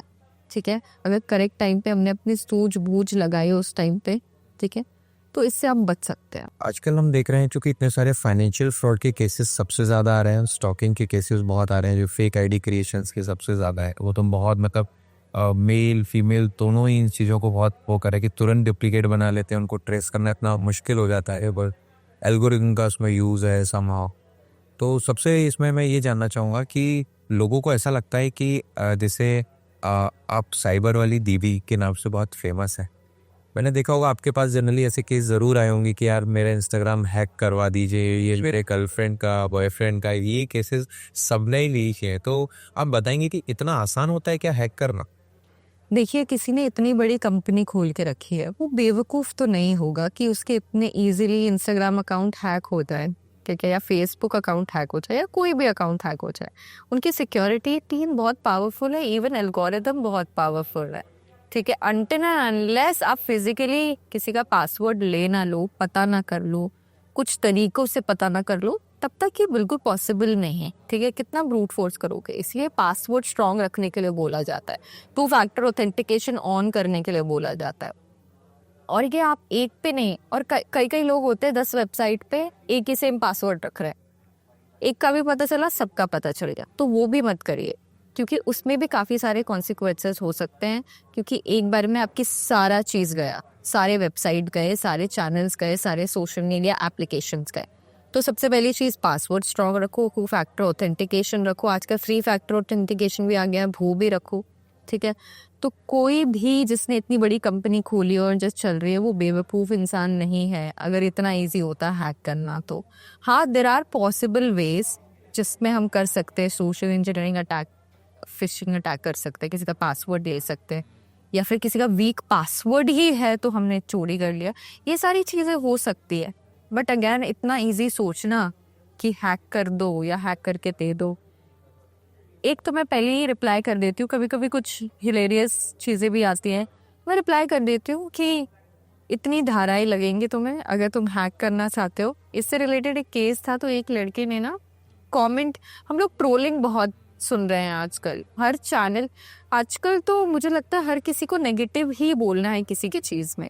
ठीक है, आप किसी भी सेलिब्रिटी का कोई भी पोस्ट खोल लो, उसमें पहले ना आपको नेगेटिव नेगेटिव सब कमेंट्स दिखेंगे।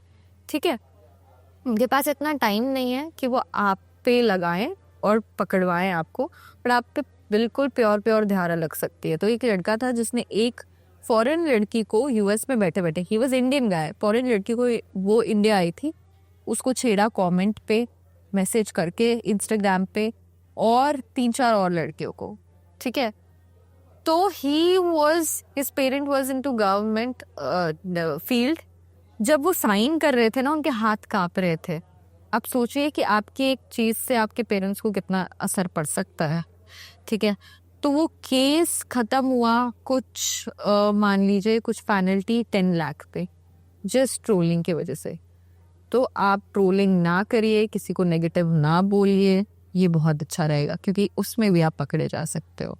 Right, how do you balance security with privacy in the field of data security? आज की डेट में हम देख रहे हैं कि डेटा इतना इम्पोर्टेंट, सिक्योरिटी और प्राइवेसी कैसे मेंटेन करें?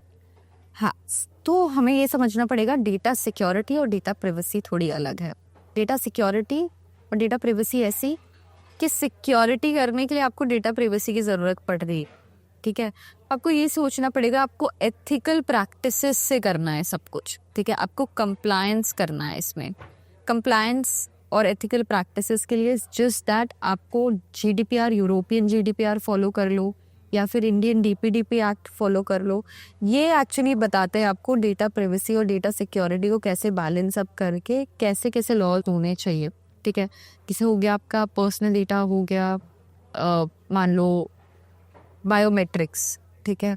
आपका सेक्सुअल ओरिएंटेशन, आप किस कास्ट से बिलोंग करते हो, कि किस कम्युनिटी से बिलोंग करते हो, क्या व्यू पॉइंट रखते हो, ये सारी चीज़ें आपकी पर्सनल सेंसिटिव पर्सनल डेटा है। हेल्थ डेटा भी बहुत सेंसिटिव डेटा है, ठीक है। तो इन सब की नॉलेज होना ना बहुत ज़्यादा ज़रूरी है, ठीक है। तो इसको आप डीपीडीपी एक्ट से एसोसिएट कर लो या जीडीपीआर से, यूरोपियन जीडीपीआर से एसोसिएट कर लो। जो भी गवर्निंग स्टेट पे हो वहाँ पे कोई ना कोई act, standard, regulation data privacy को लेके रहता है जो कि सिक्योरिटी को बताता है। इसमें एक केस मैं बताना चाहूँगी जहाँ पे लॉ थोड़ा मोल्ड हो जाता है, ठीक है। तो दिस इज़ अ केस थोड़ा बैक है। तो इसमें क्या हुआ था, 2 couples which they wanted to marry each other, ठीक है। अब डॉक्टर ने ब्राइड को बुलाया, ठीक है, टू बी ब्राइड, ठीक है। अब ब्राइड को बुला के उन्होंने ये बताया कि आपका जो पार्टनर है जिससे आप शादी करने वाले हो वो HIV पॉजिटिव है, ठीक है। अब हमने तो पढ़ा है कि हेल्थ डेटा बहुत सेंसिटिव होता है, वो डॉक्टर और पेशेंट के बीच में ही होना चाहिए। अब ये डॉक्टर ने तो किसी और को बता दिया क्योंकि शादी तो अभी तक तो नहीं हुई है, ठीक है। अब उस लड़की को कभी इस लड़के ने नहीं बताया था, ठीक है, कि मैं HIV पॉजिटिव। उसको पता चला शादी से पहले, उसने शादी तोड़ दी, ठीक है। और आप समझ सकते हो कि गाँव में ये न्यूज़ फैलना कितनी बड़ी बात होगी। तो उस लड़की को ना बहुत ह्यूमिलिएटिंग लगा, ठीक है। अब कोई शादी का रिश्ता नहीं आएगा, कभी वो शादी नहीं कर पाएगा, किसी को पता नहीं चल पाएगा। तो ये केस गया कोर्ट में से।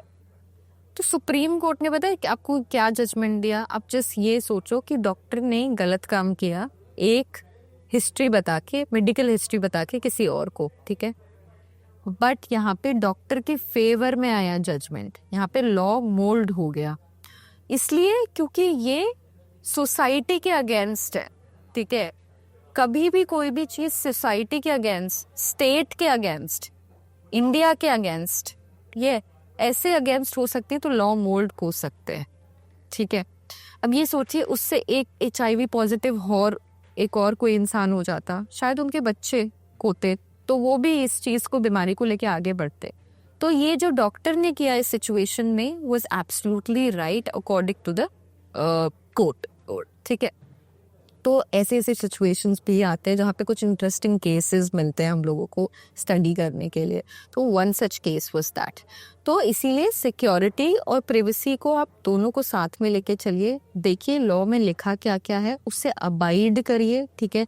Notice, consent, purpose limitation, access limitation, किस चीज़ के लिए डेटा लिया जा रहा है वो देखिए, ठीक है। कब तक आपका डेटा डिलीट किया जाएगा, साइकिल क्या है डेटा का, ठीक है।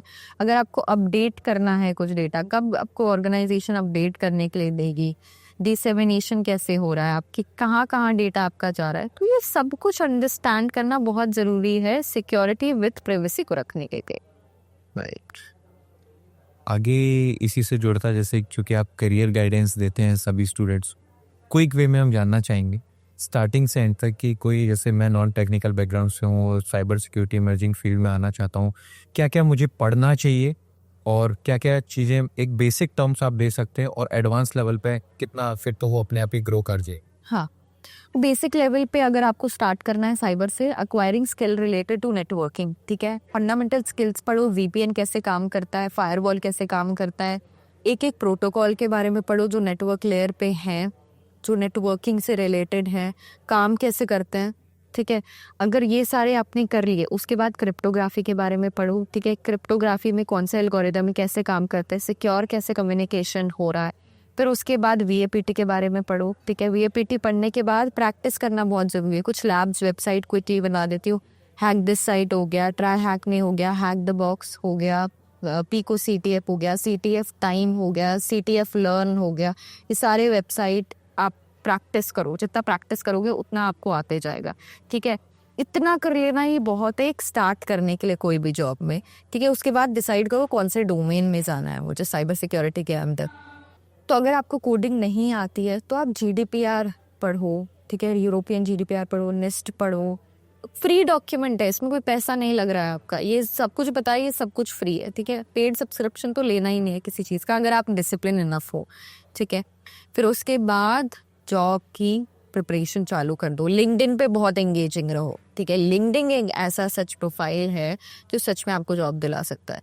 बहुत लिंक्डइन पे बहुत प्रोफेशनलिज्म मेंटेन करो, ठीक है। कनेक्शन वही बनाओ जो आपसे रिलेटेड हो। जैसे अगर आप साइबर सिक्योरिटी ना, तो कनेक्शन आपके साइबर सिक्योरिटी के नहीं है, फलाना ढिमकाना फ्रेंड से नहीं कनेक्शन बनाना है, क्योंकि फिर आपको पोस्ट नहीं दिखेंगी। वैसी अगर पोस्ट नहीं दिखेंगी ना, आपकी पोस्ट एंगेजिंग होगी ना किसी और की आपको लगेगी, तो वो बहुत ज़रूरी है। तो ये शुरू से आखिरी तक का रोड मैप है जॉब लेने तक का, starting from the skills and acquiring a job. और बाकी चीज़ के लिए आप साइबर वाली दीदी साक्षी पांडे को फॉलो कर सकते हैं, बिकॉज वो सारे अपडेट्स देती रहती हैं। एंड इवन उन्होंने कुछ नया स्टार्टअप भी किया है फॉर लाइक स्टूडेंट्स जो, और जो भी अपकमिंग लोग हैं in the cyber security field से। तो मैं आई गिव द लिंक कि जहाँ जाके आप इनसे करियर की गाइडेंस ले सकते हैं। साक्षी, लास्ट में बस हम इसको जल्दी जानना चाहेंगे, वो ये कि क्या नए नए थ्रेट्स अभी मार्केट में ज़्यादा चल रहे हैं ताकि लोग अवेयर रहें, डूज एंड डोंट्स की कैसे वो सिक्योर रह सकते हैं as an security point of view से। देखो, AI रिलेटेड अटैक्स तो बहुत ज़्यादा हो रहे हैं, डीप फेक अटैक्स बहुत ज़्यादा हो रहे हैं, रैंसमवेयर अटैक्स बहुत ज़्यादा हो रहे हैं। पोर्ट प्रिवेंशन और प्रोटेक्शन नेचर क्या है, पहले तो ये पढ़ो कि कितने अटैक मार्केट में चल रहे हैं, ठीक है। अब आपको कौन से पोर्ट खुले हैं, कौन से पोर्ट बंद हैं, जाके देखो, ठीक है। विंडोज़ डिफेंडर अगर विंडोज़ यूज़ कर रहे हो तो हमेशा ऑन रखो, ठीक है। एंटीवायरस है तो उसको हमेशा ऑन रखो। कोई फाइल डाउनलोड करने से पहले चेक करो उसको वायरस टोटल पे जाके, एमी रन पे जाके, कि कोई मेलिशियस थिंग तो नहीं आप डाउनलोड कर रहे हो, राइट। ठीक है। फिशिंग लिंक पे कभी क्लिक नहीं करना है। कुछ बहुत ज़्यादा लुक्रेटिव और इंटरेस्टिंग लग रहा है तो पहले उसको शांत दिमाग से सोचो, ठीक है। कभी भी हाव भाव भावनाओं में कोई डिसीजन नहीं लेना है साइबर सिक्योरिटी में आपको, ठीक है। तो ये सारी चीज़ें हैं, आप अपने आप को प्रिवेंट भी कर सकते हो। और ये सारे अटैक है AI रिलेटेड जो आजकल मार्केट में बहुत ज़्यादा चल रहे हैं। लास्ट में कोई एनी हेल्पलाइन नंबर या ऐसी कोई वेबसाइट गवर्नमेंट की जहाँ हमें रिपोर्ट करना चाहिए? गवर्नमेंट की वेबसाइट है cybercrime.gov.in। वहाँ पे आप पूरा डिस्क्रिप्टिव वे में समझा सकते हो कि कैसे आपके साथ क्या हुआ, कौन सा स्कैम हुआ, ठीक है। अब ये करके आप पास ही के कोई साइबर सेल में भी जा सकते हो यही कंप्लेन को रजिस्टर कराने के लिए, ताकि थोड़ा सा प्रोसेस जल्दी हो जाए आपका, ठीक है।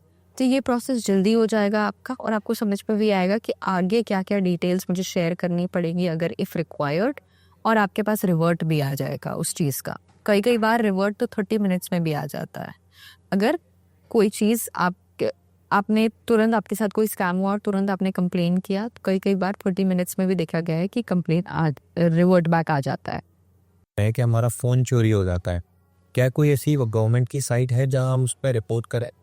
यस, गवर्नमेंट की साइट है CERGOV.in। यहाँ पे आपका लॉस्ट मोबाइल, अगर कभी मोबाइल गुम गया है तो आप जाके कंप्लेन कर सकते हो, ठीक है।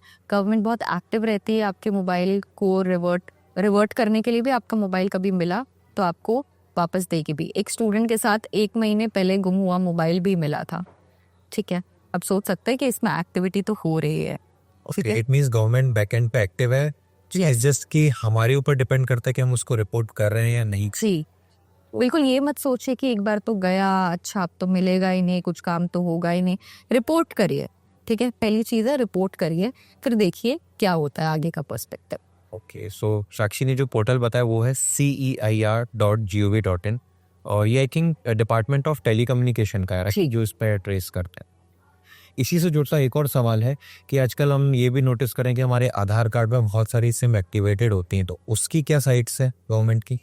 ये है टेफकॉफ, जिस पे आप जाके देख सकते हो कि आधार कार्ड से कितनी चीज़ें लिंक्ड है, ठीक है, आपके कितने सिम कार्ड लिंक है, और वहाँ पे आप डिसेबल भी करा सकते हो, कंप्लेन भी कर सकते हो डिसेबलिंग कराने की कि ये तो मैंने किया ही नहीं। कई बार आप देखते होगे कि क्या आपने मास्ट आधार कार्ड नहीं दिया है, ठीक है, Right. तो आपको मास्ट आधार कार्ड वहाँ पे देना है, जिसमें नंबर लिखा है वो वाला आधार कार्ड नहीं देना है, ताकि आप अपने पर्सपेक्टिव से भी थोड़े सिक्योर हो इस चीज़ में, ठीक है। तो कहीं पे भी आपको देना पड़े तो आपका उसका पर्पस लिख दो उस जगह पे, ठीक है। बायोमेट्रिक्स देने से पहले भी उसका पर्पस स्पेसिफाई कर दो, ठीक है, आप थोड़े सेफ रहोगे इस चीज़ में। ओके। हमने गवर्नमेंट का एक पोर्टल सुना है, आज की डेट में बहुत कम है, चक्षु पोर्टल करके है। ये किस चीज़ के लिए और इस पे होता क्या है? चक्षु पोर्टल है, इसमें आपको मान लीजिए कोई धमकी भरा मैसेज आया, ठीक है, सेक्सटॉर्शन से रिलेटेड कोई मैसेज आ गया आपको, ये आप सब कंप्लेन कर सकते हो उसमें। कई बार हम देखते हैं किसी गुंडे के नाम पे कोई मैसेज आ रहा है आपके व्हाट्सएप पे कि आप इतनी फिरौती दीजिए तब आपको आपकी दुकान चलाने को मिलेगा, ठीक है। तो आप ये सारी कंप्लेंट्स चक्षु पोर्टल पे जाके कर सकते हैं, ठीक है। जो व्हाट्सएप पे आया, एसएमएस पे आया, थ्रू कॉल आया, आप प्रूफ भी दे सकते हो, ठीक है। उसके बाद आपको रिवर्ट भी मिल जाएगा कि कहाँ तक आपकी रिपोर्ट पहुंची है, ठीक है। तो cybercrime.gov.in में क्या होता है, आप 2 टाइप से रिपोर्ट दे सकते हो। एक तो आप अपनी डिटेल्स भी बता सकते हो कि आपका नाम, फ़ोन नंबर, ईमेल क्या है और क्या क्या टाइप का अटैक हुआ आपके साथ, क्या क्या टाइप का स्कैम हुआ आपके साथ, आप सब दे सकते हो। दूसरा ये चीज़ है, आप एनोनिमस हो के भी डिटेल्स दे सकते हो। अगर आप एक वुमन हो, you feel unsafe discussing everything about it in public, sextortion का केस हुआ, पोर्नोग्राफी का केस हुआ, चाइल्ड पोर्नोग्राफी का केस हुआ, तो आप इस केस में क्या कर सकते हो, एनोनिमस भी रूल आउट कर सकते हो अपने रिपोर्ट को यहाँ पे, जिसमें आप सबको स्पेसिफाई कर सकते हो एक एनोनिमस बन के, ठीक है। तो ये भी बहुत अच्छी चीज़ है जो गवर्नमेंट ने दी है, तो रिपोर्ट करना चाहिए। इसमें हमने नोटिस किया था कि हमारी कलीग्स थी जो उन्होंने ऐसा इसको उनके साथ एक स्कैम हुआ, किसी ने फेक आईडी क्रिएट कर ली और उन्होंने एनोनिमस रिपोर्ट किया। And what I was thinking is कि विद इन 48 आवर्स, 24 तो नहीं बोलूँगा, लेकिन जैसे बिकॉज गवर्नमेंट एजेंसीज बैकएंड पे भी लिमिटेशंस हैं, काफ़ी बार प्रूफ रहता है, तो विद इन 48 आवर के अंदर वो आईडी जो फेक क्रिएट करी थी वो फ्लोस। आई थिंक ये फीमेल्स के लिए बहुत अच्छा गवर्नमेंट का इनिशिएटिव है जिन्होंने किया है। हम ये देख रहे हैं कि ये काफ़ी एक्टिव भी है गवर्नमेंट। अभी मेरे एक फ्रेंड के साथ एक नोटिस स्कैम हुआ था, विद इन 30 मिनट्स रिवर्ट आ गया, कॉल आ गया, ठीक है, कि कैसे हुआ, क्या क्या हुआ, सब अच्छा, ये आज की डेट में चल रहा था कि उसमें आईबी का स्टैम्प है, रॉ का भी है, पुलिसिंग का भी है कि आपके खिलाफ ये एफआईआर हो गई है, आपको ये करना पड़ेगा। हाँ, तो कोई भी नोटिस से रिलेटेड स्कैम है ये वो, तो वो एक्चुअली अगर काफ़ी जल्दी प्रोसेस हो पाई, आपके केस को समझने में बहुत आसानी हुई उनको, तो एक्चुअली कुछ कुछ केसेस में हमने देखा है कि वो 30 मिनट्स में भी कॉल कर देते हैं। कोई एक ऐसी आखिरी टिप जनता के लिए, स्टूडेंट के लिए, कि वो साइबर की दुनिया में कैसे सिक्योर रहे? साइबर की दुनिया में कैसे सिक्योर रखना है, पढ़िए, बुक पढ़िए, न्यूज़पेपर पढ़िए, स्कैम्स के बारे में पढ़िए, क्या चल रहा है मार्केट में उसकी अवेयरनेस रखिए, तो आप खुद भी अवेयर रहेंगे। साथ ही साथ आप ये जो पढ़ रहे हैं वो नॉलेज शेयर भी करिए, अपने पेरेंट्स के साथ शेयर करिए, अपने फैमिली मेम्बर्स के साथ शेयर करिए, अपने फ्रेंड्स के साथ शेयर करिए, ताकि वो भी अवेयर हो पाए। सो वन सच थिंग, जितना पढ़ेंगे, जितना इसके बारे में जानेंगे, उतना आप खुद भी अवेयर रहेंगे और सामने वाले को भी अवेयर कर पाएंगे। तो क्यों ना खुद को अवेयर करते करते सबको अवेयर किया जाए और एक साइबर सुरक्षित देश बनाया जाए। सो thank you Sakshi for your valuable time. आपने बहुत अच्छे इंसाइट्स बताए पब्लिक के लिए, एंड होप इसका हम पार्ट 2 अगेन लेके आएंगे कुछ डीप कॉन्सेप्ट्स के साथ। Sure. Thank you so much for your thank you for inviting me.